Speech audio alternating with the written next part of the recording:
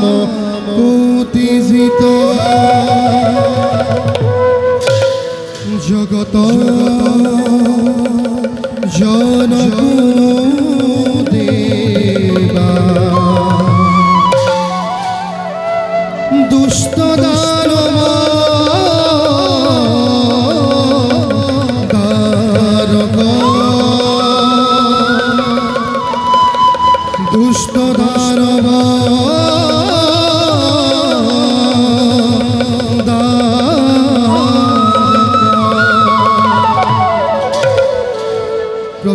প্ৰবেশ ৰাগনাথ একতাল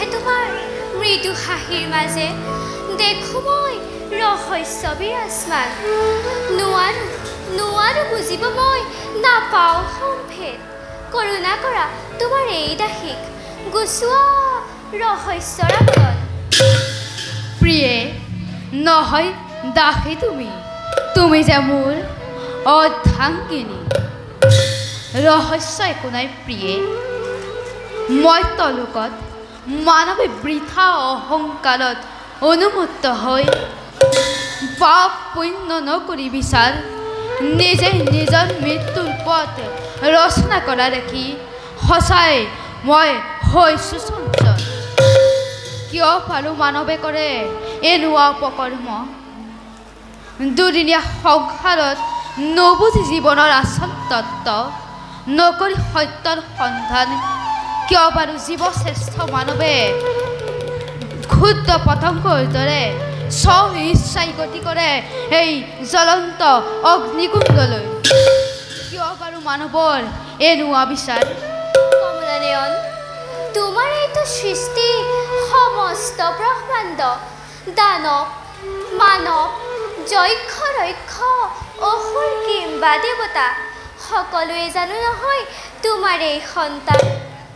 তোমাৰ অনুগ্ৰহে জীৱই নকৰে জানো জীৱন ধাৰণ? সকলো ভূততেই তুমি এই ব্যক্ত, তেনেস্থলত মানৱে কৰা অপকৰ্মও জানো তোমাৰ দ্বাৰাই সম্পন্ন নহয়? প্ৰিয়ে, মিছাতেই মোক দোষাৰোপ নকৰিবা। এইটো সত্য, মই সকলো ভূততেই ব্যক্ত, কিন্তু কৰ্মত মোৰ অধিকাৰ শূন্য। কৰ্মৰ ফলেই জীৱই ফল ভোগ কৰে দেৱী।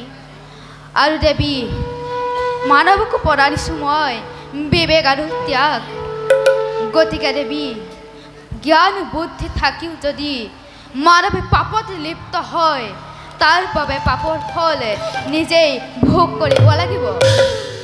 সঁচা প্ৰভু, তোমাৰ প্ৰতিটো শব্দত প্ৰকাশিত হয় বাস্তৱ সত্যৰ উজ্জ্বল জ্যোতি, আৰু সেই জ্যোতিৰে জ্যোতিষ্মান তোমাৰ এই দাসী। আয়ুষ্মান, তোমাৰ মুখামৃতৰ পৰা ওলোৱা অমৃত ধাৰা হৈ দেহৰ শিৰা উপশিৰাই শীতল কৰে মোৰ দেহ মন প্ৰাণ। সঁচাই মই সৌভাগ্যৱতী।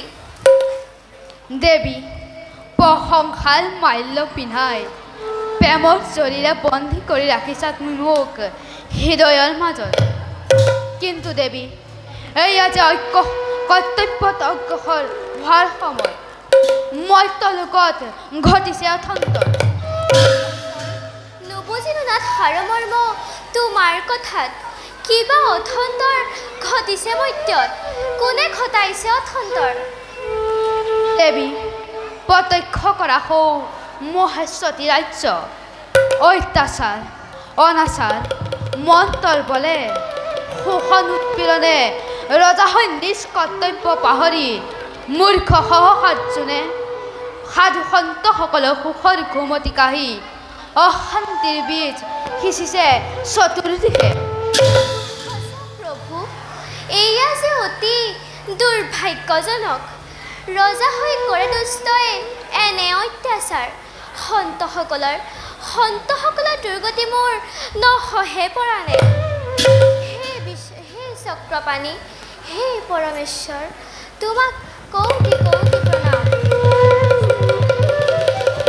যদা যদা হি ধৰ্মস্য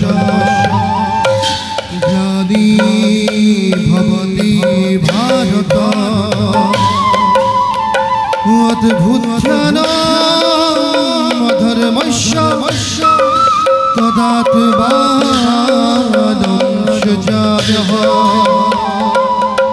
পৰিত্ৰাণায় সাধুনাং বিনাশায় ধৰ্ম সংস্থাপনাৰ্থায়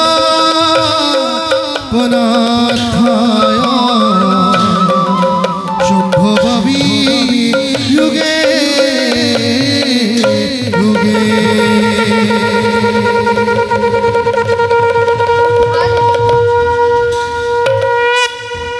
দেৱী, দুষ্টক দমন আৰু সন্তসকলক পালন কৰাই মোৰ প্ৰধান কৰ্তব্য। গতিকে দেৱী, দুষ্টই যেতিয়া পাপ সীমা অতিক্ৰম কৰি দুষ্কাৰ্যত লিপ্ত হয়, তাৰ বাবে তাক মই উচিত দণ্ডৰে পুৰস্কৃত কৰিম। আৰু দেৱী, সন্তসকলে আকুল আপ্ৰাণ মই অপেক্ষা কৰিব নোৱাৰোঁ, কাৰণ আমি সদা সৰ্বদা ভক্তৰ অধীন। সঁচা প্ৰভু, তোমাৰ অবিহনে ভক্তসকলৰ ত্ৰাণকৰ্তা কোনো নাই। মোৰ প্ৰভু, কাতৰ অনুৰোধ কৰা দয়া সন্ত হবক দিয়া অতন্ত দুষ্ট সহস্ৰজনক সেই সময় যে সমাগত এতিয়া ব'লা নিজ কৰ্তব্যত সংগয়া গ্ৰহণ ব'লা নাথ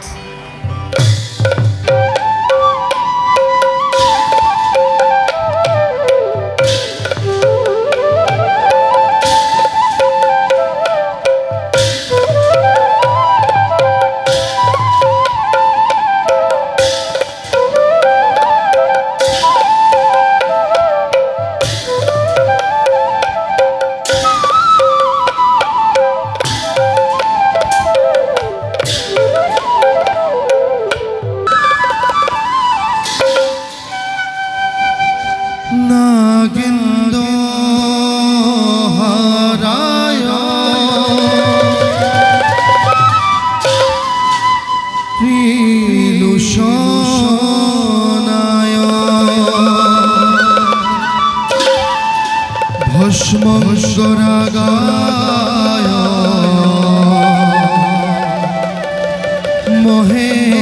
মহেশ্বৰায় নিদ্ৰায় সুধায় দিগম্বৰায়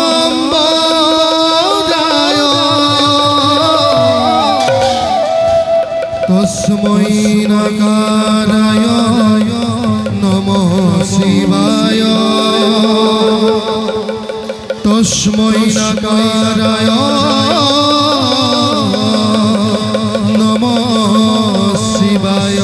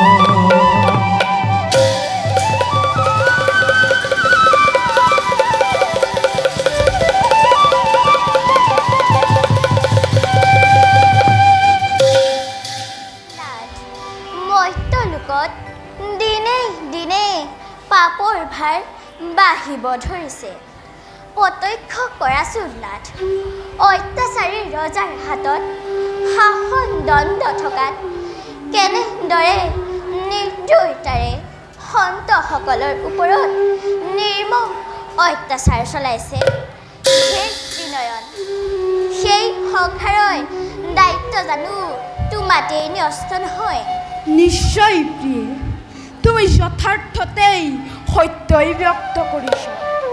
পৰম পূজ্য ব্ৰহ্মা বিষ্ণু আমি নিজেই ৰুদ্ৰ। ব্ৰহ্মদেৱে স্বজন, বিষ্ণুদেৱে পালন, আৰু আমি নিজেই সংহাৰ কাৰ্যত ন্যস্ত থাকি সমগ্ৰ বিশ্ব ব্ৰহ্মাণ্ডক পৰিচালনা কৰিছোঁ।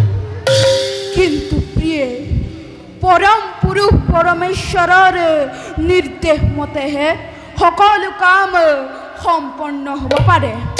গতিকে আমিও অপেক্ষাৰত সেই সময়ৰ বাবে।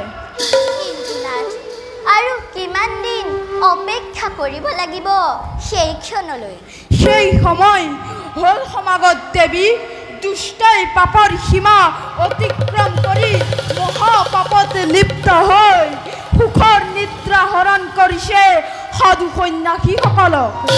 মাথো ক্ষণ অপেক্ষা কৰা, নিশ্চক্ষুৰে দেখিবা সেই পাপৰ বিনাশ। ধন্য হ'ল প্ৰভু তোমাৰ এই আনন্দময় সমিধানত।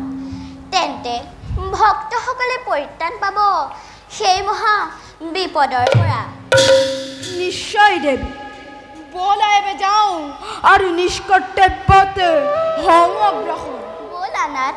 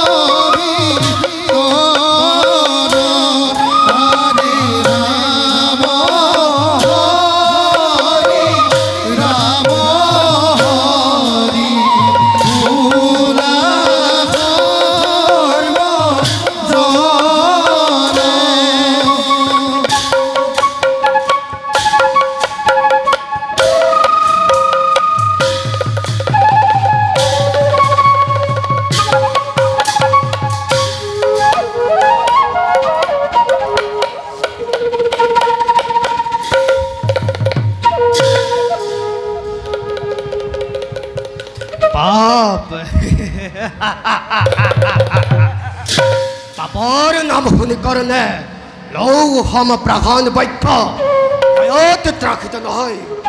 এই সহস্য বাহুবলী কাৰ্তবেজ্যই সহস্ৰজনৰ নাম শুনি ত্ৰাসিত কম্পিত ধৰণে আৰু সেনাপতি আপোন শক্তিৰে চিনি বহু ৰাজ্য ৰাজমুখত মোৰ প্ৰধানতি।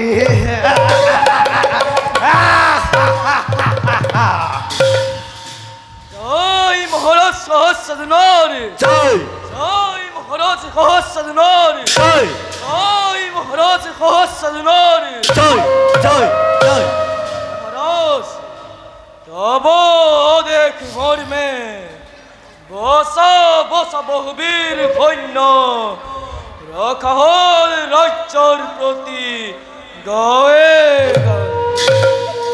সিংহ দুৱাৰে আছে সহস্ৰ পৰিপূৰ্ণ সহস্ৰ সেনানী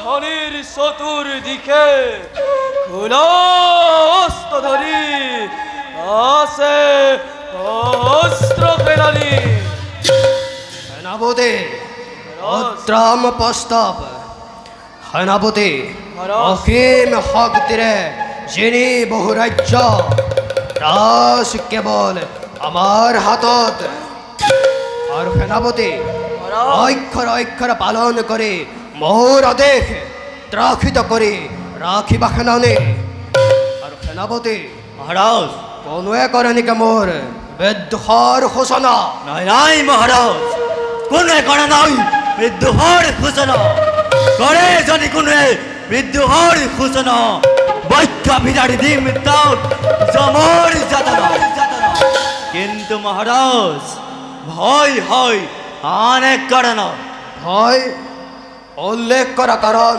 তৎ মুহূৰ্তত কিন্তু মহাৰাজ ই যে অসম্ভৱ অসম্ভৱ নাই নাই সেনাপতি মহাশক্তিমান অজয় মই সহস্ৰ বাহু ধৰি মোৰ অসীম শক্তিৰে অসম্ভৱক মই কৰোঁ সম্ভৱ পুৰুষ বল বীৰ্যহীন জৰৰ মুখতে শোভা পায় এনে শব্দ সেনাপতি শীঘ্ৰে কৰা প্ৰকাশ কৰ নামৰ অধীৰ অপেক্ষা মহাৰাজ ৰাজপুৰোহিত আৰু ব্ৰাহ্মণ সমাজ অসহ্য শক্তিহীন কৰ্মহীন সেই নিৰ্লজ্জ ব্ৰাহ্মণে নীতিৰ পৰম্পৰা শিকলিৰে বন্ধন কৰিব খোজে ৰাজ ক্ষমতা শাসন কৰিছে ৰাজ বলৰ ৰাজ সম্পদ নাই নাই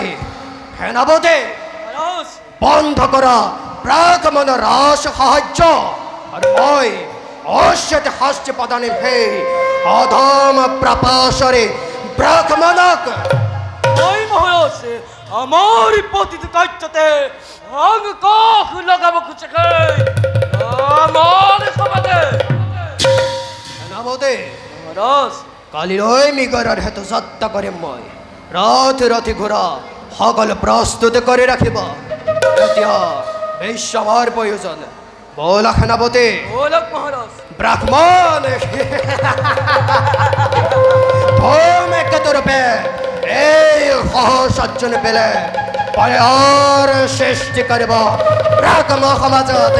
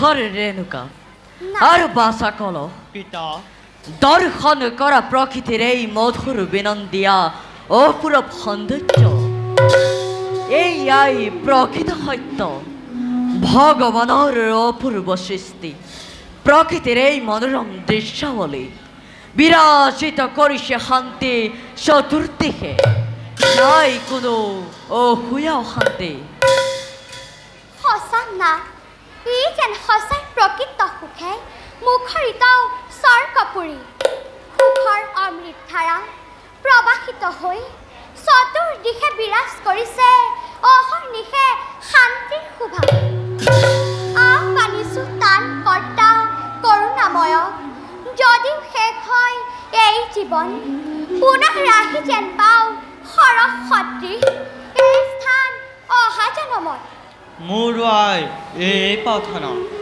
পিতা চৰণ সেৱা তোমাৰ স্নেহ জ্ঞান গৰ্ভ মধুময় বাণী আৰু সৎ উপদেশ পাওঁ যেন মই জনমে জনমে পুত্ৰ পিতা আৰু প্ৰিয় সঁচাই আজি মই সৌভাগ্যৱান যদি থাকে সৰল পত্নী সতী স্নেহময় পুত্ৰ যদি হয় সন্ত ধাৰ্মিক জ্ঞানী গাহস্য জীৱনত তাতকৈ আৰু নাই অধিক সুখী পুত্ৰ পিতা আৰতি কৰা তুমি এই স্থানে কৰুণা সিন্ধু মই যাওঁ আশ্ৰমৰ শিষ্যৰ সমীপে বল প্ৰিয় প্ৰণাম পিতা প্ৰণাম মাতা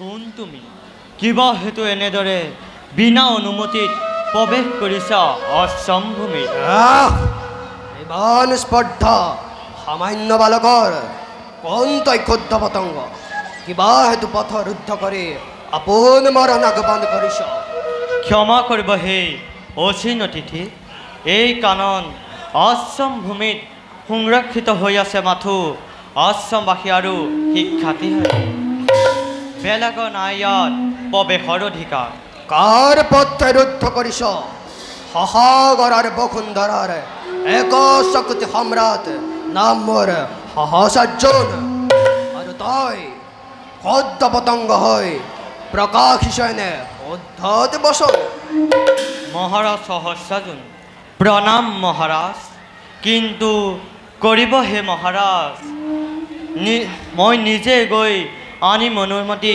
পিতাৰ পৰা নিশ্চিন্তে প্ৰৱেশ কৰি দৰ্শন লভিবই অসমভূমিত অহংকাৰৰ চৰম নিদৰ্শন কাৰ পথে ৰুদ্ধ কৰি কৰিছ এনে বাক্য দুষ্ট বালক দেউতক স্বৰ্গ পুৰস্কাৰ দুৰ্যোধন ৰজা হৈ কৰিলি পহতই ব্ৰাহ্মণৰ ওপৰত দিছো তোক ভীষণ অভিশাপ পুত্ৰসকল ঋষি জমদগ্নি মই তোমাৰ পৰা কোনো নীতি জ্ঞান গ্ৰহণ কৰিবলৈ অহা নাই মই আহিছোঁ মৃগয়াৰ হেতু অনৰ্থক সময় অপচাৰ নকৰি মৃগয়াৰ শ্ৰাদ্ধ মই হেৰুৱাব নোখোজো ৰাজন তুমি এজন ব্ৰাহ্মণ বালকৰ ওপৰত প্ৰহাৰ কৰি একে অক্ষমণীয় অপৰাধ কৰিলা তথাপিও তোমাক মই প্ৰজাপালক ৰজা বুলি ক্ষমাদান কৰি মাথো তুমি মোৰ পুত্ৰৰ ওচৰত ক্ষমা প্ৰাৰ্থনা কৰা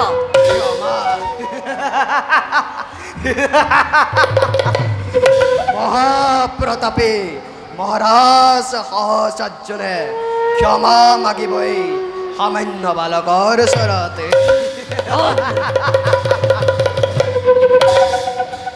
ৰাজা সহস্ৰাৰ্জুন অশ্বেত প্ৰতিফল ভোগ কৰিবি পাপী তোৰ ওপৰত বিচাৰ কৰিব এই ব্ৰাহ্মণ সমাজে সাজু হৈ মাথো তই শাস্তি ল'বলৈ বল পুত্ৰ অশ্বেত প্ৰতিফল পাব এই দুষ্ট ৰাজাই অতি অচিৰতে বলক পিতা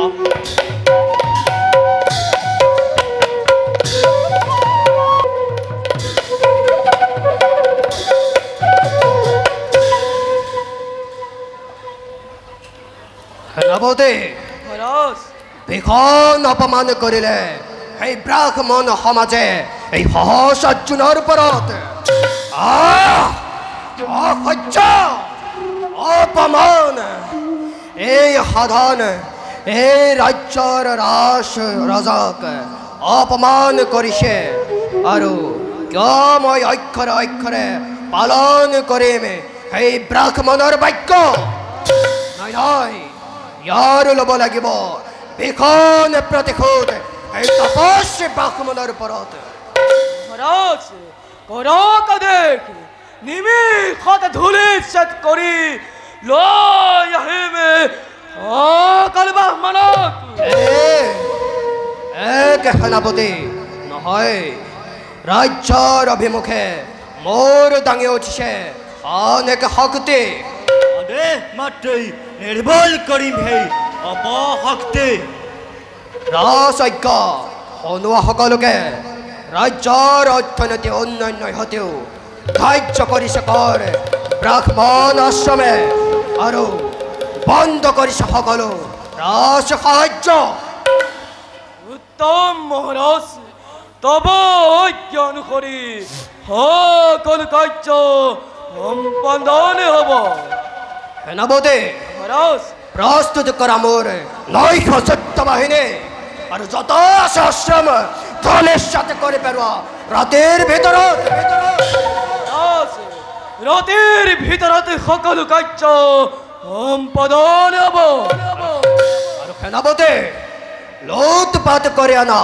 আশ্ৰমৰ সমস্ত সম্পত্তি আৰু অগ্নি সংযোগ কৰা সেই ব্ৰাহ্মণ প্ৰজাতিক অত্যাচাৰ কৰিবলৈ সত্য লুণ্ঠন মৃত্যুৰ বিভীষিকা নময় আনি আশ্ৰমত কৰিম মই মৃত্যুৰ তাণ্ডৱ দেখ দেখ মূৰ্খ সহজ অৰ্জুনক কৰাৰ প্ৰমাণৰ প্ৰতিশোধ কিমান বেখন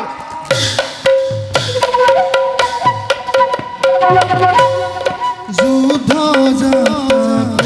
কৰিছনে যত বীৰ গণয়ে পদ ভৰে বহুমতি গতে ধৰা হৰ হৰিয়ে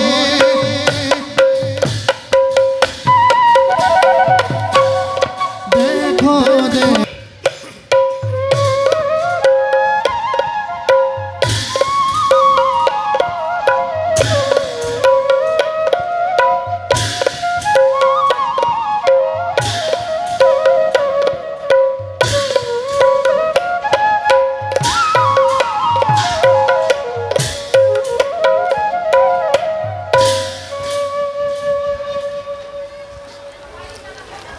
মহাদেৱী এয়া যে অন্যায় বন্ধ কৰাব লাগিব এই অন্যায় বন্ধ কৰাব লাগিব এই দুষ্কাৰ্য কেতিয়াও মই এনে অনৰ্থ সম্পন্ন হ'বলৈ নিদিওঁ কমলনয়ন কিবা হেতু দেখো তোমাৰ অত্যন্ত বিচলিত মন কিবা অনৰ্থ ঘটিছে নেকি ধৰাত পূৰ্বতে দেখা নাই তোমাৰ এনে ব্যাকুলিত মন মহাদেৱী পৃথিৱী ন্যায় সংকট অৱস্থাপ্ৰাপ্ত অন্যায়ৰ বিৰুদ্ধে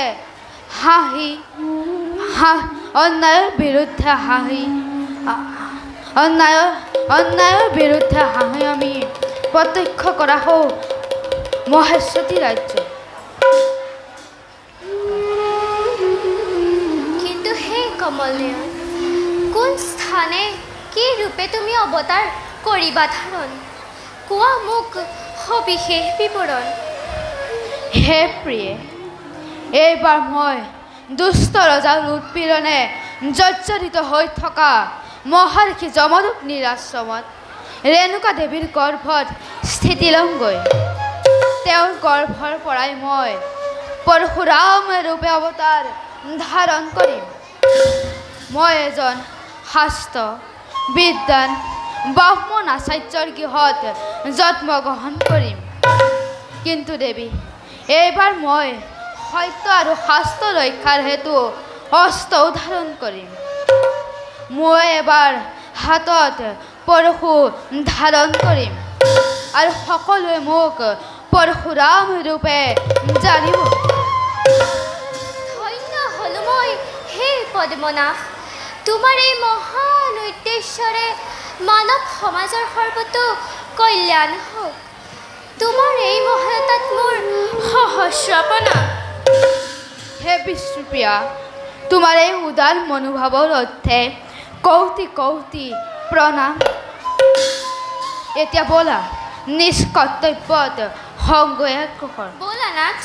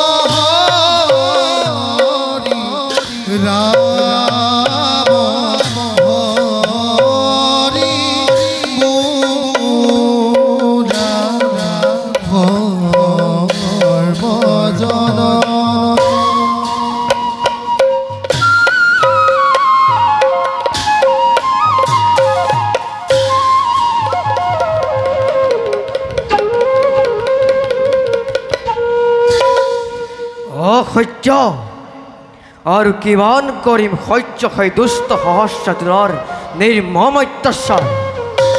এয়াতো পাপ। নীৰৱে অন্যায় সহি নকৰি প্ৰতিবাদ, নতশিৰ হৈ থকা অন্যায় সমানেই পাপ। নাই নাই, ইয়াৰ প্ৰতিবাদ মই কৰিবই লাগিব। দুষ্ট সহস্ৰজন সাজু হ তই মৃত্যুৰ বাবে। তোক মৃত্যুৰ লেলিহান শিখাই নিঃশেষ কৰিম অতি অচৰিতে। পুত্ৰ পুত্ৰ, তুমি তোমাৰ লক্ষ্যৰ পৰা বিচলিত হৈছা পুত্ৰ। আমাৰ জীৱনৰ লক্ষ্য নহয় যে যুদ্ধক্ষেত্ৰ, জ্ঞান দানে।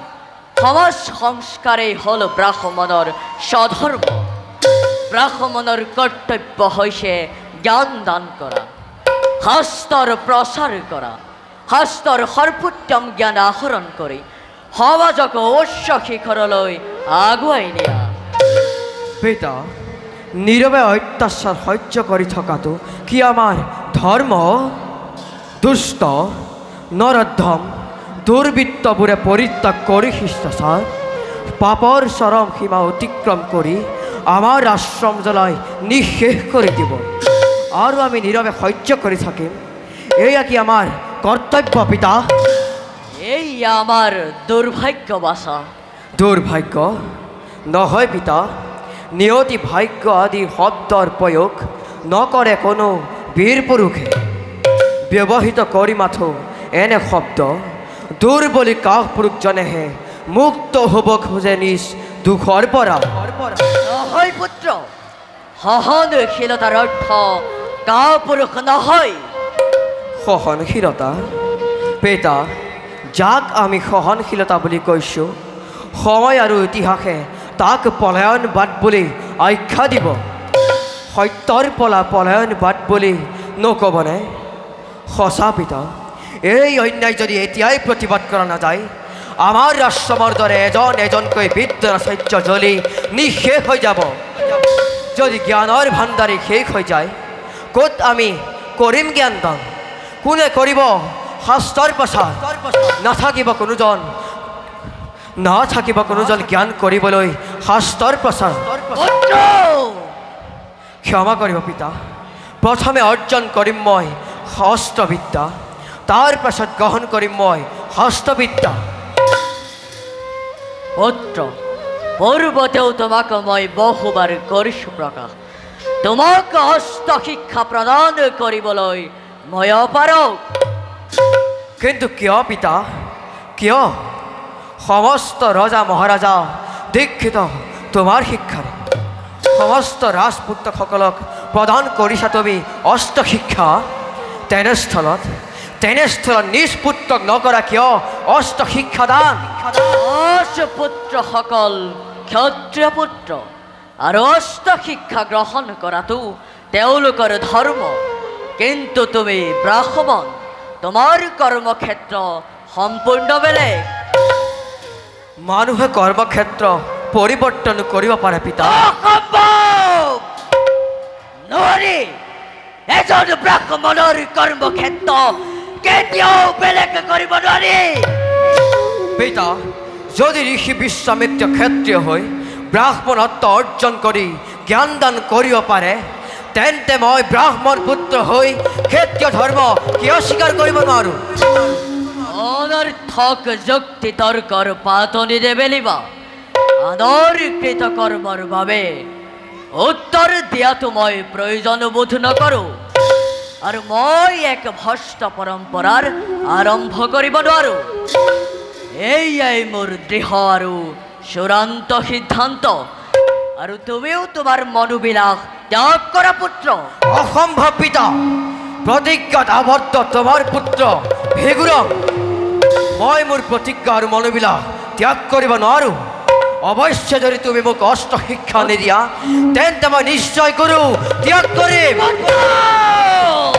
পিতা, পিতা,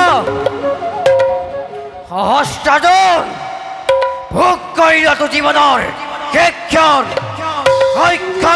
ৰূপে থিয় দিছে ভেগুৰাম, সংহাৰ কৰ্তাৰূপে ব্ৰহ্ম সমাজৰ ওপৰত অন্যায় ল'ম মই ভীষণ প্ৰতিশোধ।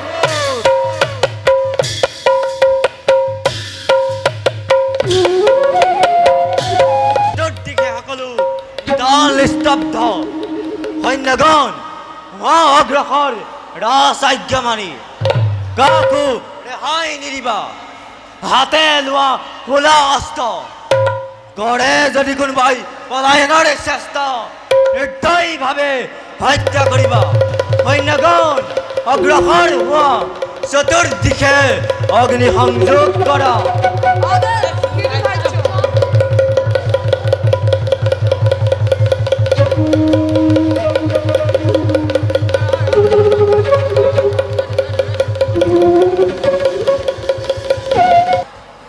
পাখণ্ড, তহঁতৰ আজি আৰু নাই পৰিত্ৰাণ। সাক্ষাৎ যমৰূপে থিয় দিছে ভেগুৰাম তহঁতৰ সন্মুখে। দেখুৱাম দুষ্ট তহঁতক ব্ৰাহ্মণৰ ব্ৰহ্মতেজৰ শক্তি কিমান। কোন তই ব্ৰাহ্মণ বালক, দূৰ সন্মুখৰ পৰা কিয় মিছাতে হেৰাব খুজিছ অমূল্য জীৱন? পাখণ্ড, তহঁতৰ অন্যায় আৰু সহ্য নহয়। মাথো ধৰষ্ট নকৰি পলম দিম আজি তহঁতক সমুচিত দণ্ড। লাগিল মোৰ দেখা অতি ভয়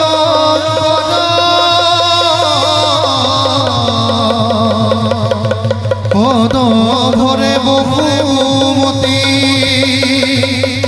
হে কম্পে ধরা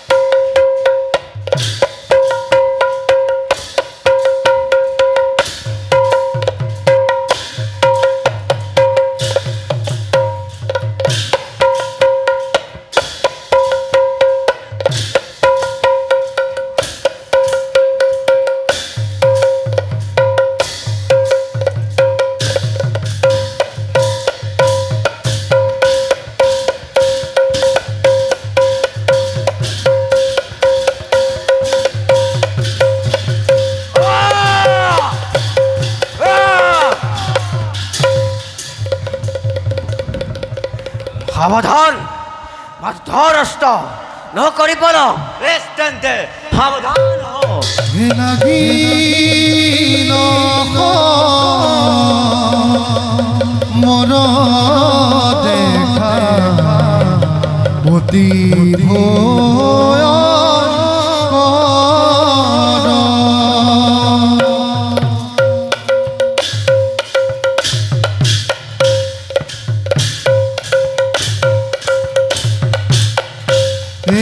লাগিল মর দেখা অতি ভয়ঙ্করে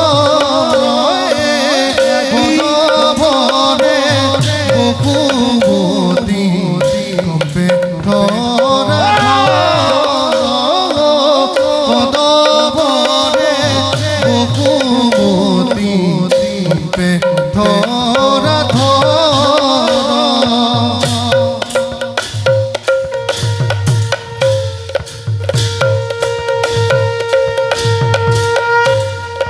দেখা দেখা সর্বজন ঈশ্বরী পাতক লোকদাটি হরি ভুলাই পাতক লোকদাটি হরি হরি ভুলা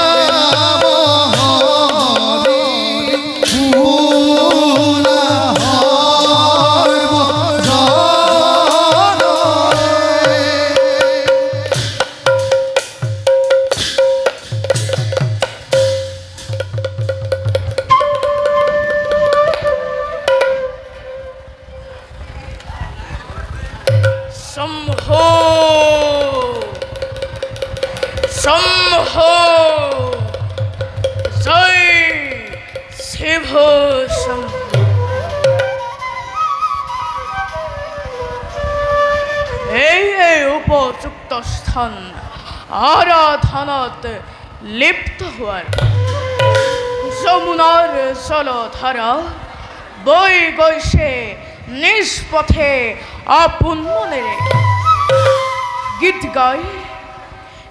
গাই বিহঙ্গিনী সুললিত মধুৰ স্বৰেৰে চতুৰ্দিশা বিয়পিছে পুষ্পৰ সুঘ্ৰাণ এই উপযুক্ত স্থান অষ্টাচৰেও সূৰ্যদেৱে কৰিছে গমন অলপ পাছতে সন্ধিয়া হ'ব গমন এই উপযুক্ত স্থান উপযুক্ত ক্ষণ মহাদেৱক আৰাধনা কৰি চৰণ দৰ্শন কৰাৰ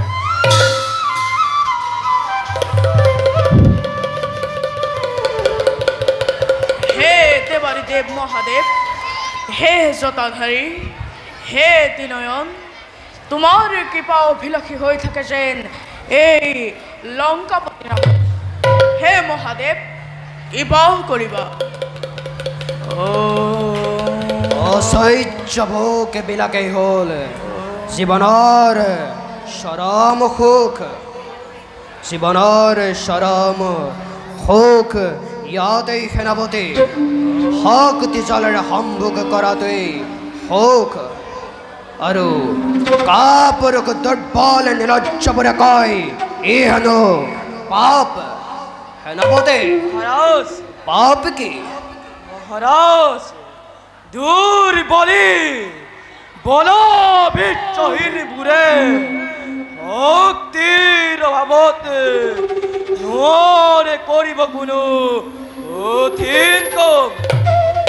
দেবতার ভয়ত তখিত হই ভরণ দিয়ে হেই কর্মর প্রত এই আভরণেই হইছে পাপ। সুন্দৰ, অতি সুন্দৰ পাপ। পাপ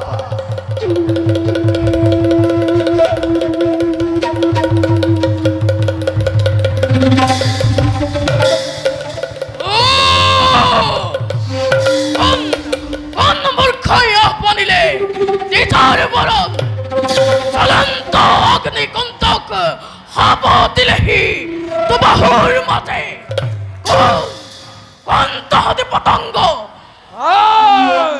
সমগ্ৰ মেদিনীৰ যাৰ প্ৰধানত নাম শুনি তাকিত শত্ৰুজ্ঞ সহস্ৰ নাম মোৰ যুদ্ধতে অজয়।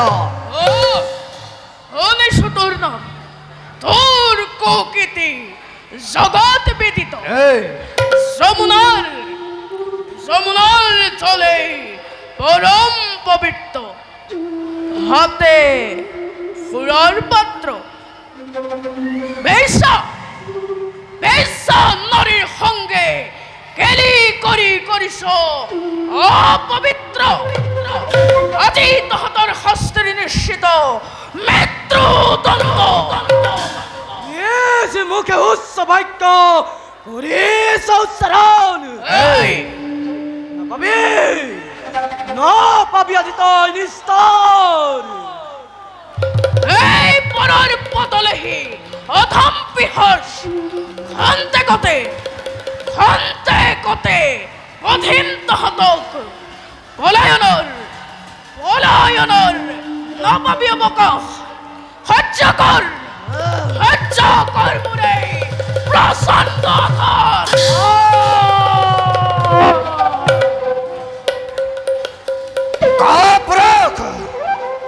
কাপুৰুষ নিবোধ নবুজিবি তই মোৰ অসীম শক্তি কিমান। সামান্য সেনাপতিকে বধ কৰি ভাবিছ নিজকে বীৰেন্দ্ৰ বুলি। দে যুদ্ধ নকৰি পলাম। হে লাগিল মোৰ দেখা অতি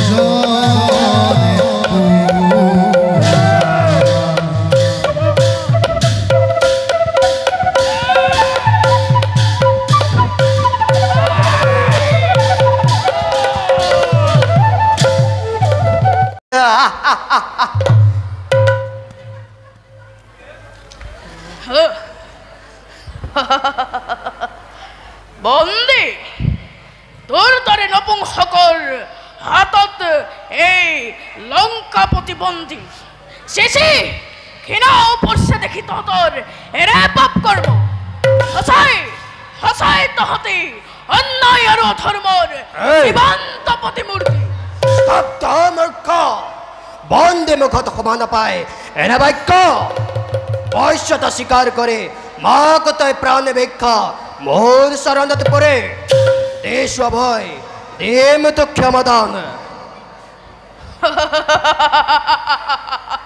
বন্দী তোৰ দৰে নপুংসকৰ কি সাধ্য আছে ন্যায় যুদ্ধত এই লংকাপতিক বন্দী কৰাৰ দেৱাদিদেৱ দেৱাদিদেৱ মহাদেৱৰ শপত আজি যদি মোৰ হাতে থাকিলহেঁতেন ব্ৰহ্ম অস্ত্ৰ ধ্বংস কৰিলোহেঁতেন তোৰ দৰে সহস্ৰ দুৰ্বৃত্ত বৈশ্যতা স্বীকাৰ আৰু প্ৰাণ ভিক্ষা তোৰ দৰে নপুংসকৰ চৰত হত্যা কৰা পাখণ্ডক এই মুহূৰ্তত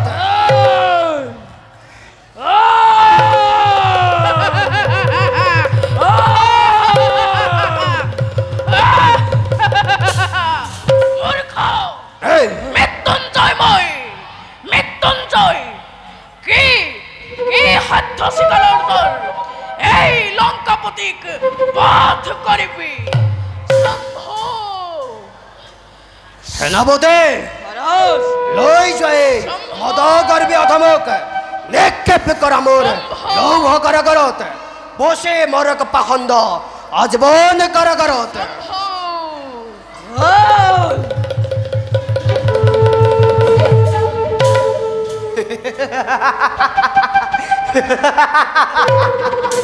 আজি সহস্ৰজনে ক্ষমাৰ উচ্চতম শিখৰত আৰোহণ কৰিলে আজি লংকাপতি ৰাৱণ আজি এই সহস্ৰজনৰ কাৰাগাৰত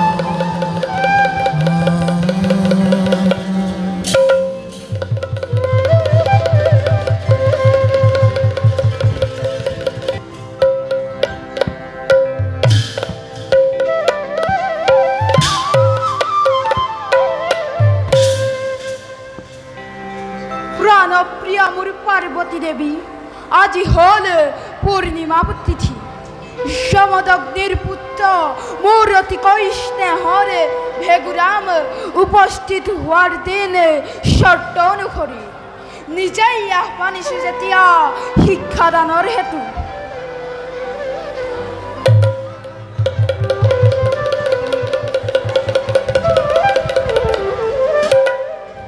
প্ৰণাম গুৰুদেব প্ৰণাম মাতৃ শিষ্যৰ সেবা গ্ৰহণ কৰো ফাষ্ট পুত্ৰ উঠা পুত্ৰ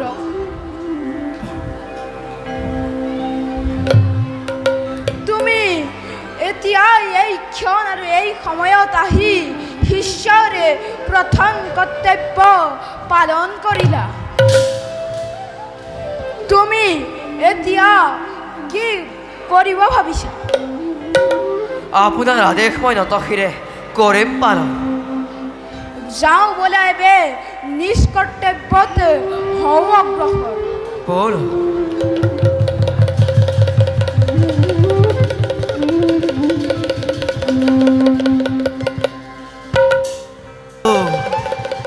হে গুৰুদেৱ, হে ত্ৰিপুৰাৰী, আপোনাৰ পৰশে মই সম্পূৰ্ণ অষ্ট শিক্ষা কৰিলোঁ প্ৰদান। দুষ্ট দমনৰ অৰ্থে হাতে তুলি অষ্ট পৰিচিত কৰি জগতে ক্ষত্ৰিয়ৰূপে ধন্য প্ৰভু, তোমাৰ চৰণে সহস্ৰ প্ৰণাম।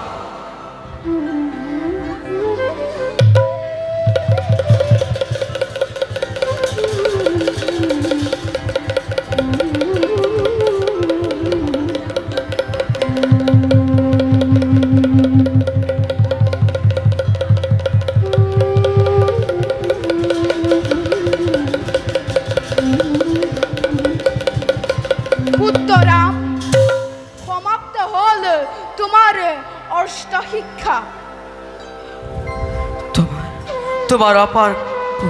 তোমাৰ অপাৰ কৰুণা প্ৰভু, অপাৰ লীলা তোমাৰ। তোমাক মই দশম বৰ্ষে যি অষ্টবিদ্যা দিলোঁ নিজ পুত্ৰ ভাবি,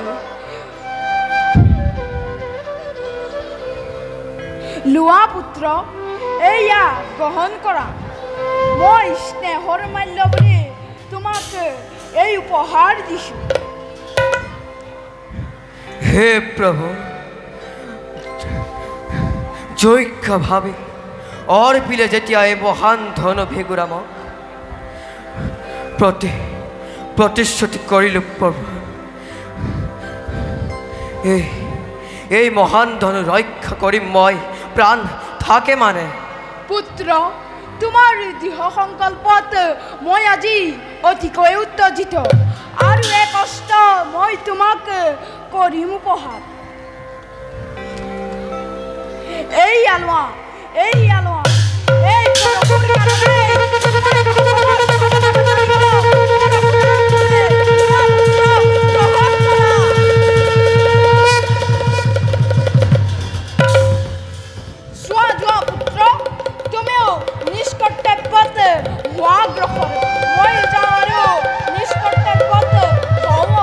যাওক প্ৰভু। ধন্য প্ৰভু, সহস্ৰজন ভোগ কৰিল তোৰ জীৱনৰ শেষক্ষণ, আৰু বেছি দিন নাই, তোক মই অতি অচৰিতে কৰিম নিশেষ।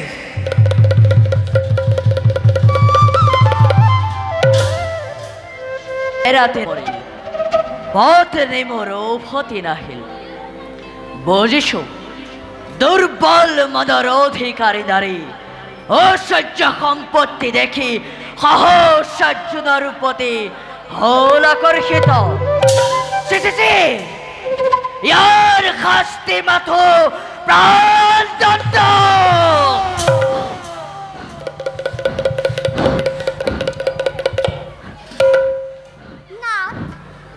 প্ৰাণনাথ, দুশ্চিন্তাৰ আৰু নাই কাৰণ।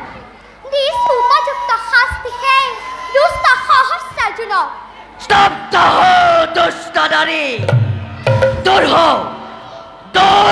শীঘ্ৰে তই মোৰ সন্মুখৰ পৰা। স্বামী, কিয় প্ৰকাশিছা এনে ৰুক্ষ বচন? ক্ষন্তেক মাথো বিলম্বৰ হেতু ইমান ক্ৰোধান্বিত হোৱাৰ নেদেখো কাৰণ। ক্ষন্তেক মাথো বিলম্ব? লজ্জাহীন চৰিত্ৰ ভ্ৰষ্ট নাৰী, সম্পূৰ্ণ একে কলংকিত ৰাতিৰ অন্তত কলংকৰ কালিমা সানি অপবিত্ৰ কৰি দে আহিছ উভতি। ত্যাগ কৰ তই আশ্ৰমৰ পবিত্ৰ ভূমি। স্বামী, ক্ষান্ত হওক স্বামী। নুশুনাবা এনেকুৱা অশ্লীল বাণী।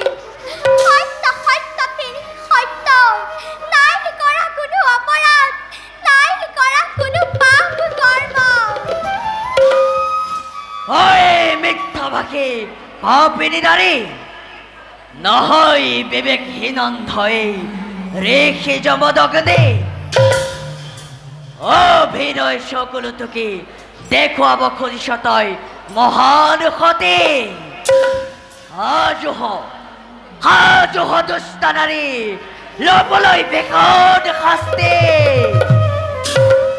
স্বামী শুনৌ হে প্ৰভু এনে বিষাক্ত পাপ পানী শুনোৱাৰ আগতে বুক মাৰি নিনিলা কিয় কিবা অৰ্থ মোৰ জীৱন ধৰাৰ সন্দেহৰ বিধৰ যে সংসাৰৰ মধুময় সুখৰ কৰি স্বামীৰ স্থিৰ মাজত সাজিব খুজিছো বিভেদৰ লৌহদাৰ হে প্ৰভু কৰোণা সাগৰ দূৰ কৰি স্বামীৰ মনৰ সন্দেহৰ কলিহাদৰ ৰক্ষা কৰা মধুময় সুখৰ সংসাৰ স্বামী স্বামী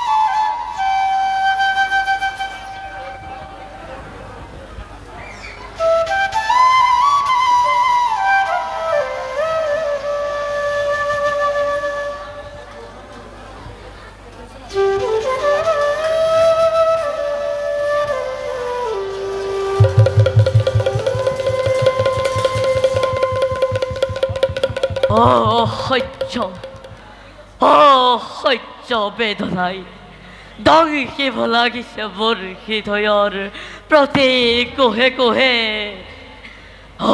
সহ্য যন্ত্ৰণাই সৰ্বশক্তি কাশ কৰি চাক ৰুদ্ধ কৰি চতুৰ্দিশে অন্ধকাৰ কৰি তুলিছে সৰ্বশান্ত আছে মই সৰ্বহাৰা ধৰ্মপথ নিমোৰ হল পথভস্ত স্নেহৰে লালন পালন কৰা পঞ্চপুত্ৰ সেও আজি হল অবাধ্য কি অৰ্থ মোৰ অম্ৰ জীৱনৰ কিবা প্ৰয়োজন হে প্ৰভু মই আজি সঁচাকৈ ক্লান্ত মৃত্যুৰ শীতল শয্যাত মোক চিৰদিতা দান কৰা প্ৰভু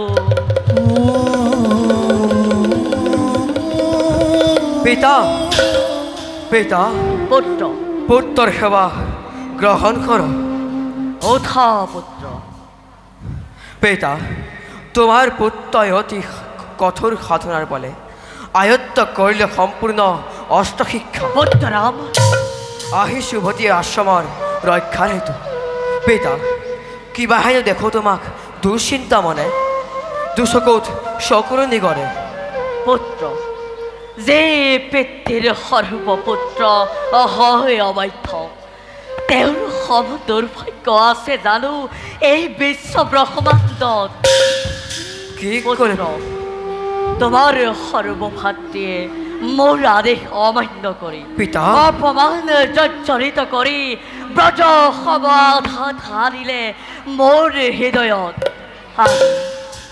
এতিয়া যদি তুমি তাৰে পুনৰাবৃত্তি কৰা কেনেদৰে জীয়াই থাকে মই অতৰা অপমান সহি কি কৰে পিতৃদেৱ মোৰ অগ্ৰজে কৰিছে আদেশ অমান্য পিতৃৰ এনে মহাপাপ আপুনি কিয় অৰ্জিলে পিতা এইয়া মোৰ দুৰ্ভাগ্য বাচা কিন্তু পৰশুৰামে নকৰে তেনে পাপ কৰ্ম এবাৰ মাথো শুনো আদেশ সঁচা পুত্ৰ যদি কৰা অমান্য আদেশ দেৱাদিদেৱ মহাদেৱৰ শপত সত্য সত্য তিনি সত্য পিতা আপোনাৰ আদেশ মই আখৰে আখৰে কৰিম পালন আদেশ নুশুনাকৈ কিয় তুমি কৰিলা এনে ভীষণ প্ৰতিজ্ঞা পুত্ৰ পিতা এবাৰ মাথো শুনোৱা আদেশ মোৰ শিৰ দিব লাগে যদি তোমাৰ চৰণে হাঁহি মুখে বিসৰ্জিম মই এই ধৰাত থাম এই জীৱনটো তোমাৰেই দান পিতা ধন্য ধন্য পুত্ৰ যোগ যুগান্তৰে অক্ষন্য থাকিব তোমাৰ উজ্জ্বল কীৰ্তি পিতা পুত্ৰ এটি মাতো কৰো অনুৰোধ ক্ষন্তকৰ কাৰণে মোক দিবানে অনুমতি বহুত দিন হ'ল মাতৃৰ দৰ্শন নোপোৱাৰ হেতু মোৰ মন অতিকে ব্যাকুল হে পিতৃদেৱ ক্ষন্তকৰ কাৰণে মোক অনুমতি দিয়া নিশ্চয় পুত্ৰ বলা যাও তোমাৰ মাতৃৰ সমীপে শুনাম তোমাক মোৰ আদেশ মাতৃৰ অবিহনে নোৱাৰা কৰিব তুমি মোৰ আদেশ সম্পূৰ্ণ বল পিতৃদেৱ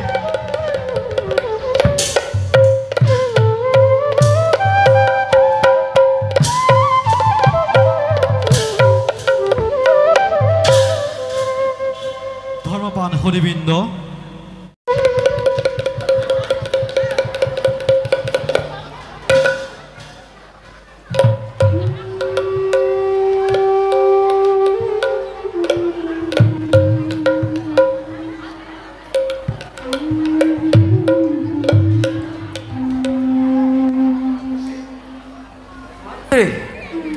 কোন পুত্ৰৰাম মাতৃ পুত্ৰৰাম মোৰ সেৱা কৰিব গ্ৰহণ পুত্ৰৰাম মোৰ স্নেহৰ পুত্ৰ কিদৰে প্ৰকাশ কৰোঁ মাতৃৰ হৃদয়ত সন্তানৰ বিচ্ছেদৰ যান্ত্ৰণা দহি থাকে প্ৰতিক্ষণে মাতৃ হৃদয়ত পুত্ৰৰ স্নেহে তোমাৰ চৰণে মাতৃ সহস্ৰ প্ৰণাম বহু কষ্টৰে কটালো তোমাৰ অবিহনে কৈলাশ ধামত কিন্তু তোমাৰ সুস্বাদু অন্ন ভোজনৰ অৰ্থে কৰ্তব্য ভাঙি আহিব নোৱাৰো যে শিক্ষা অসমাপ্ত কৰি পুত্ৰ স্নেহৰ মায়া জালত আবদ্ধ হৈ নকৰিবি কৰ্তব্য নবহেলা সাজ হোৱা তুমি কৰ্তব্যৰ প্ৰতি নিশ্চয় পিতা ধন্য হ'ল মোৰ জীৱন মাতৃৰ চৰণ দৰ্শন পোৱাৰ হেতু এবে মোক শুনোৱা আদেশ শীঘ্ৰে পালন কৰোঁ পিতৃৰ আদেশ তেন্তে শুনা মোৰ আদেশ শিৰচ্ছেদ কৰি পিতা অবিলম্বে হত্যা কৰা মাতৃ তোমাৰ পিতা ই কি নিৰ্মম আদেশ পিতা হে শম্ভু নিষ্কৰ্ণে মোৰ বিশ্বাস হয় এইয়াই মোৰ আদেশ আৰু ই সত্য অবিলম্বে হত্যা কৰা মাতৃ তোমাৰ পিতা ই কি নিৰ্মম আদেশ পিতা মাতৃক মই শিৰচ্ছেদ কৰিব লাগে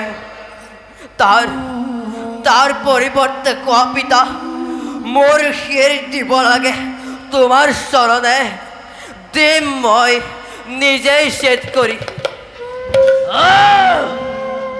ইমান বিলম্ব কিয় শুন হেৰ অধম পুত্ৰ উলংঘ কৰিব খুজিছ তই তোৰ পিতৃৰ আদেশ ভংগ কৰিব খুজিছ তই মহাদেৱৰ শপত ত্যাগ কৰিব খুজিছ তই তোৰ ভীষণ প্ৰতিজ্ঞা পিতা হে চন্দ্ৰ সূৰ্য বায়ু বৰুণ সাক্ষী হোৱা তোমালোক মাত্ৰ পিতৃৰ আদেশ পালন কৰিছে এই মহাপাপী পুত্ৰই হে মাতৃ হে আকাশ মেদিনী তনু তিন পশু পক্ষীসকল সাক্ষী হোৱা তোমালোক হে মাতৃ ক্ষমা ক্ষমা ক্ষমা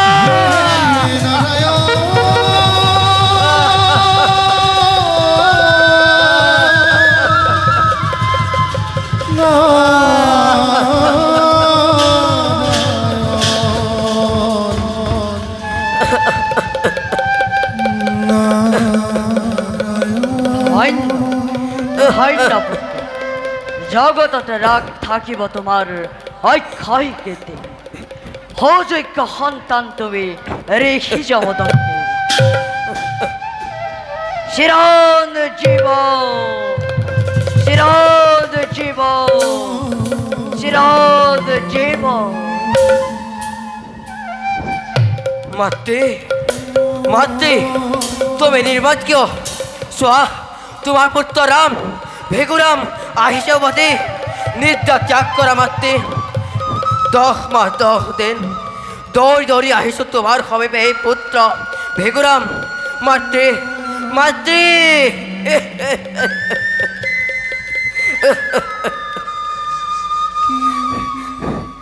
কি দিবা পিতা মোক কিবা বস্তু মোৰ নাই প্ৰয়োজন মৃত্যু দিয়া মোক লোৱা এই পৰশু মোক মৃত্যু দিয়া পাৰিবানে দিব তুমি মোক জীৱন্ত মাতৃক পাৰিবানে দিব মোক পুনৰ মাতৃক জীৱন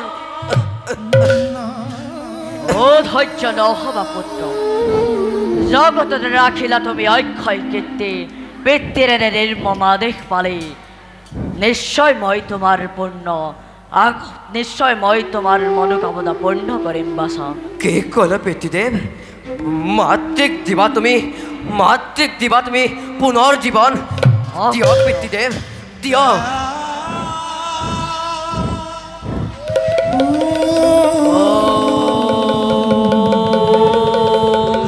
তৎসৎ দেখা দেখা সৰ্বজন এই শৰণ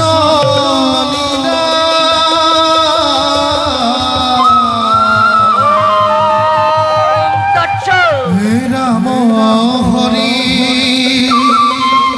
হে ৰাম হৰি সৰ্বজনে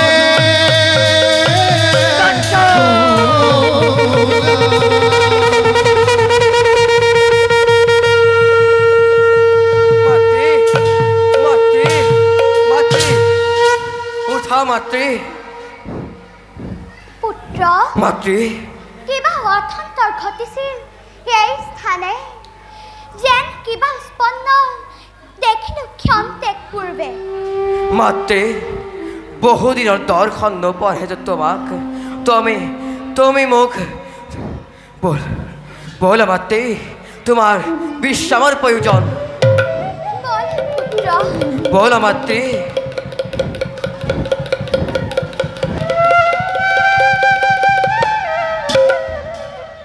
যাওঁ ময়ো খন্তেক বিশ্ৰাম কৰোঁগৈ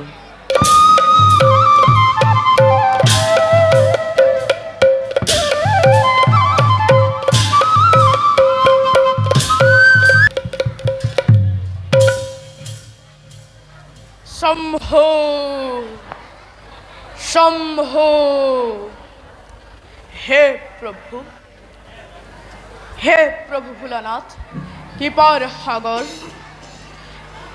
কি ভীষণ শাস্তি প্রদান করিছা তোমার এই পরম ভক্তক বন্দিত্বর শিকলিরে শৃঙ্খলিত করিছা মহাপাপী অথবর কি অপরাধী রূপে দিছা তুমি এনে ভীষণ অপমান হে প্রভু মোক মৃত্যুদান দিয়া কিন্তু এনে নপুংসকৰ ওচৰত মই বন্দিত্ব ল'ব নোৱাৰো হে প্ৰভু মোক মুক্তিদান দিয়া নহয় মোক মৃত্যু দিয়া প্ৰভু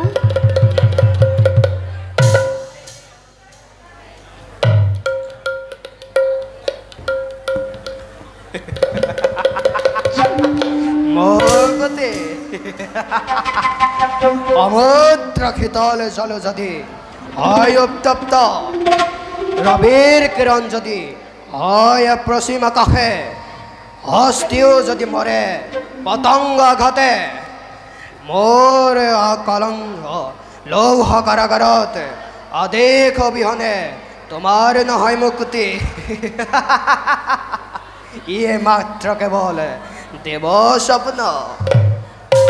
মুক্তি মুখ মুক্তি নির্বিদুষ তে সুতক হেতু পদে মোর বন্দিত্ব হিমায় হয়েছে তোর আয়ু রেখা।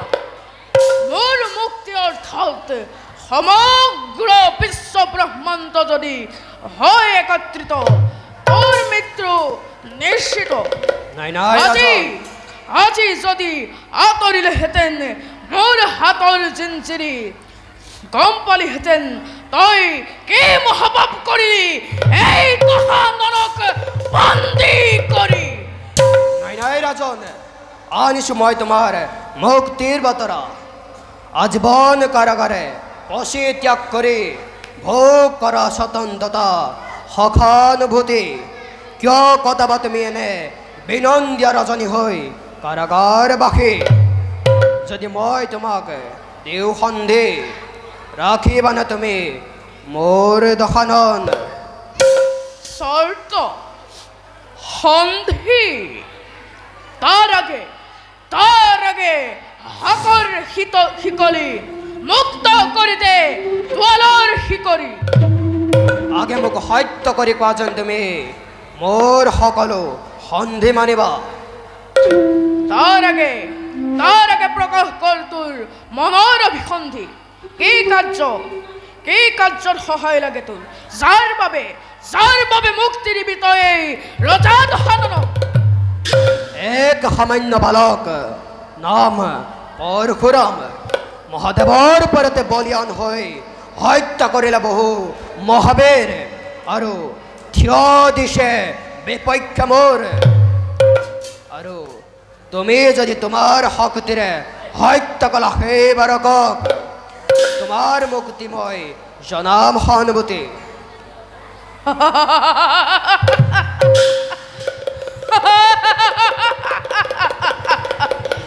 দস্যু সঁচাই তই জ্ঞানহীন, সঁচাই তই নৰক্ষম। তই নেকি সেই সহস্ৰ বাহুবলী মহাবীৰ সহস্ৰ এক সামান্য বালকৰ ভয়ত সাহায্য বিচাৰিছ কাৰাবন্দীৰ পাশে। হিৰো লংকাপতি মই নকৰো এনে পাপ কৰিব। নিজ প্ৰাণ ৰক্ষাৰ বাবে আহ্বানিছ এজন ব্ৰাহ্মণক আন এজন ব্ৰাহ্মণক হত্যা কৰিবলৈ। তোৰ মোৰ সন্মুখৰ পৰা তোৰ পদদৰ্শনে হৈছে এক মহাপাপ। স্তব্ধ পাবৰ বন্দিৰ ওপৰত থাকেও নগৈছিল তোৰ অহংকাৰ। পৰি থাক আজীবন কাৰাগাৰে শিকল পিন্ধি বসি মৰ তই অন্ধকাৰ কাৰাগাৰত।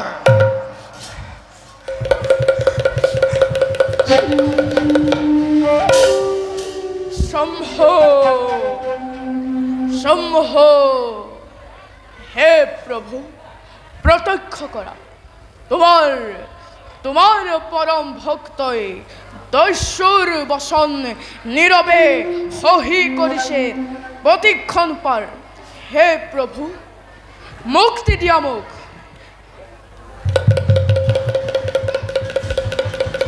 শম্ভ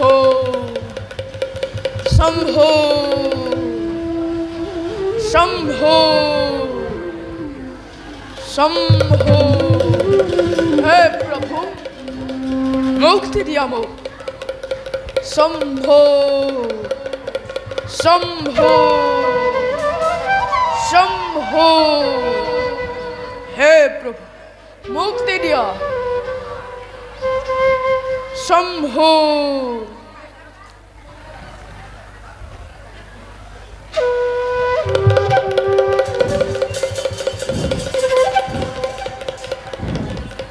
হে দশানন, তোমাক মুক্তিৰ বাবে মোক পঠাইছে শিৱই। কোন তুমি বালক, কেনেদৰে প্ৰৱেশিলা এই নৰকাস্থলীত? মই মহাদেৱৰ শিষ্য, মই ভেগুৰাম। পিতৃ মোৰ যমদগ্নি, মাতৃ মোৰ ৰেণুকা দেবী। ধন্য হল মোৰ নয়ন, দৰ্শন পালো প্ৰভুৰ শিষ্যক। কিভাবে আহিলা তুমি এইখানে? মহাদেৱ পঠিয়াইছে তোমাক মুক্ত কৰিবৰ বাবে। তোমাক মুক্ত কৰিলে মই পাম গুৰু দক্ষিণা। ব'লা এবে এই স্থান আমি কৰোঁ ত্যাগ। ব'লা পৰশুৰাম।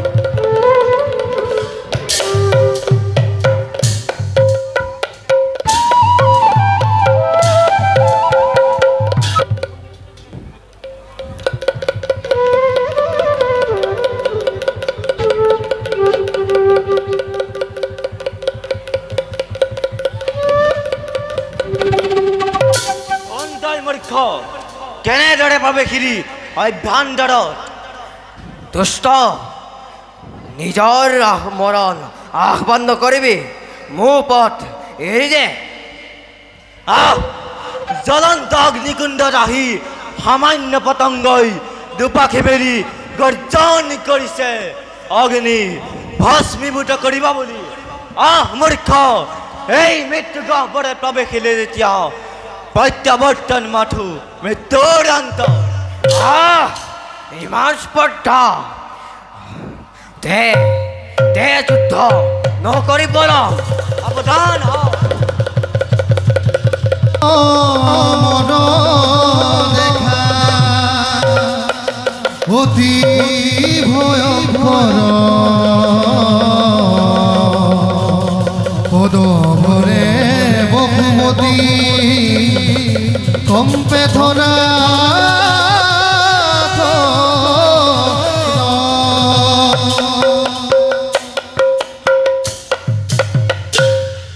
জয় জাগির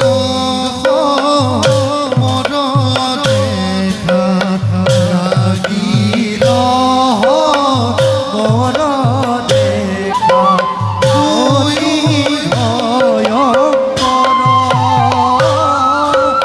অতি ভয়ঙ্কর দুয়োগিরে যুদ্ধ করে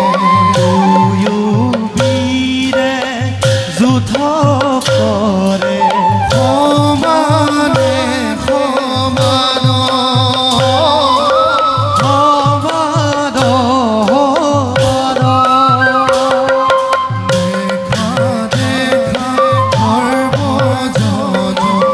দেখা দেখা সর্বজন ঈশ্বর লীলা ঈশ্বর লীলা রাম হরি রাম হরি রাম হরি রাম হরি সর্বজনে পুরা সর্বজনে পুরা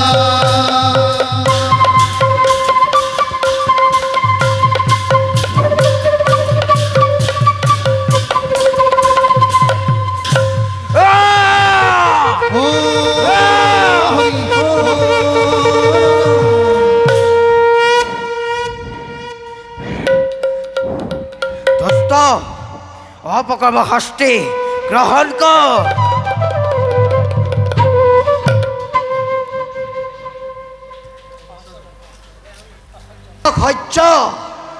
অসহ্য এক সামান্য বালকৰ ইমান পৰাক্ৰম। নাই আৰু সহ্য নকৰোঁ। চলে বলে কিম্বা কৌশলেও হত্যা কৰি সেই ব্ৰাহ্মণক বিদাৰি দিম এই জগতৰ পৰা। ন্যায় অন্যায় নকৰি বিচাৰ হত্যা কৰিম সেই পাখণ্ডক।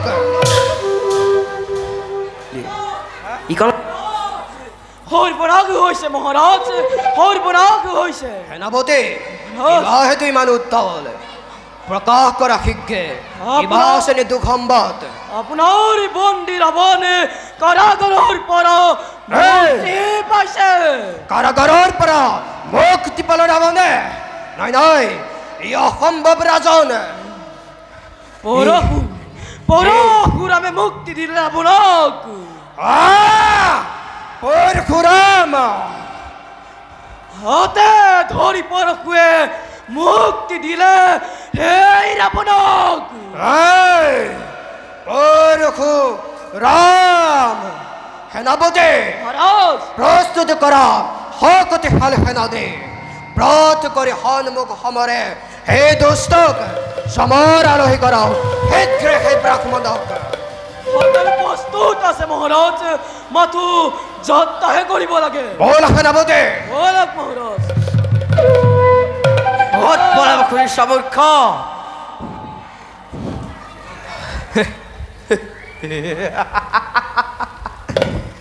প্ৰৱেশিলি তই আপোন ঈশ্বৰে এই গহ ভিতৰত তোৰ মৃত্যু নিশ্চিত আজি এনে ভীষণ শাস্তি প্ৰদান কৰিম তোক শিয়ৰি উঠিব সকলো হ'ব কম্পমান পাখণ্ড তেন্তে দে যুদ্ধ নকৰি পলম সেনাপতি প্ৰখণ্ডক হত্যা কৰা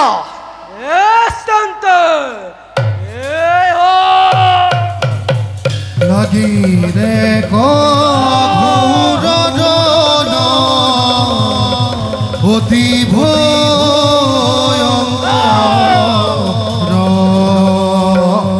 গিৰ গিৰ হে গিৰ গিৰ গিৰ হে গিৰ গিৰ হে গিৰ গিৰ গিৰ তাও গিৰ গিৰ তাও গিৰ গিৰ গিৰ তাও গিৰ গিৰ তাও গিৰ গিৰ গিৰ হে তাও তাকি থেলিতা লাগিল লাগিল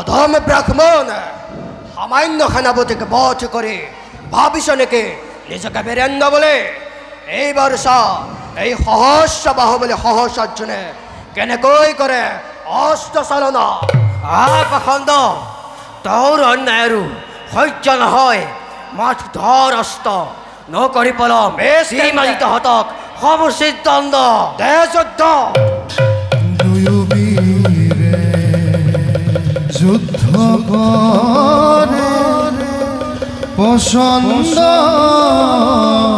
বিক্ৰমে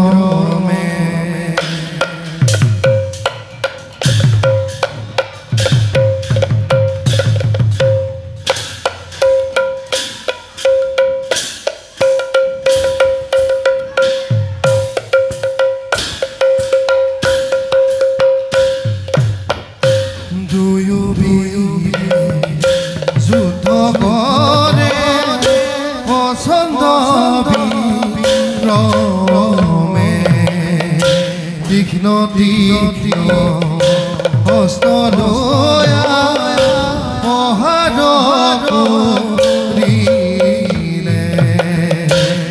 তীক্ষ্ণ হস্ত ধোয়া পহাড় ত্রিলে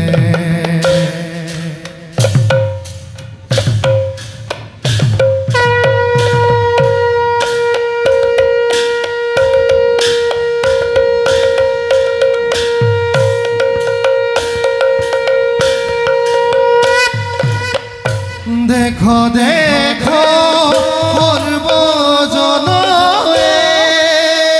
ও আরে ওরা খবে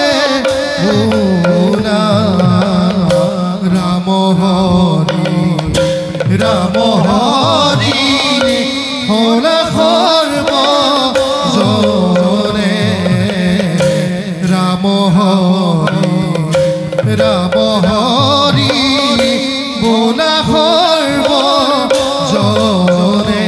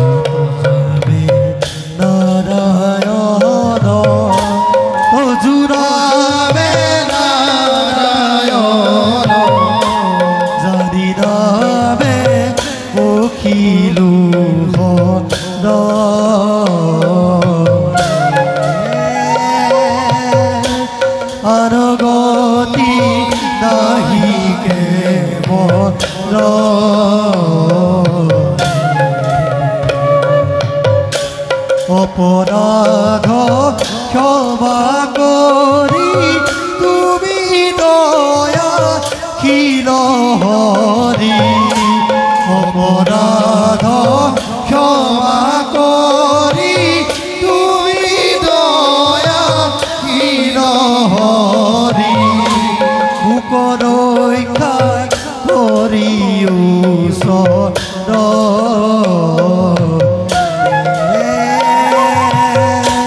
মুখ ৰক্ষা কৰি